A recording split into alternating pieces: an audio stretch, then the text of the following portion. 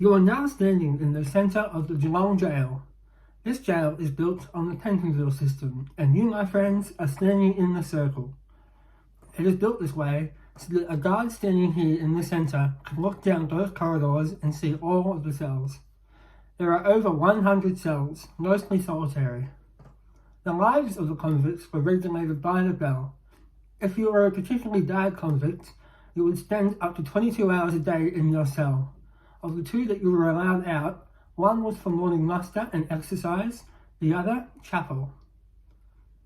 This was a silent prison, which meant that the convicts, while out of their cells, had to wear a silence mask.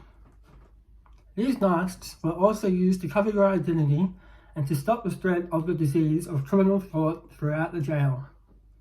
If you even made a peep while wearing one of these masks, you would be in the dark cells for punishment.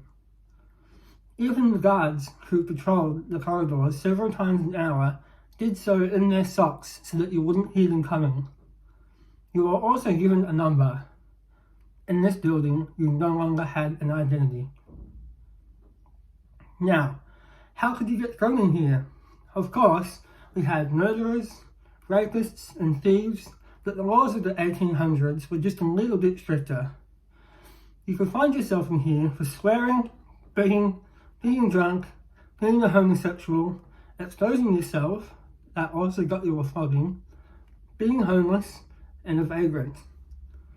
We know of one woman who was thrown in here at the age of 70.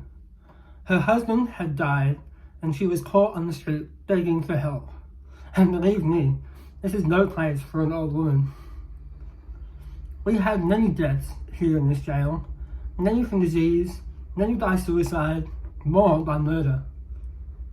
But the four most famous are the four that lost their lives on our gallows, and one of whom who was buried outside in the exercise yard, standing up, facing east, so that their souls may never see the sun set, and therefore may never rest. As such, we've had many reports of hauntings in this location.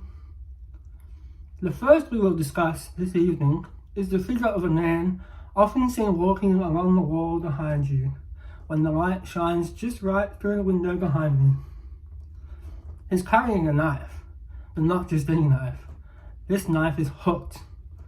The hook is so that when he stabs you, he can twist the knife about your intestines before he rips it out. Many weapons were found after the building was closed. Some are on display in a cabinet in the north wing. There, you will see a display of weapons.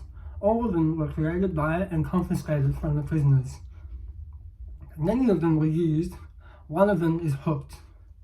Perhaps it is the owner of this knife, still here at home, roaming the corridors of the jail.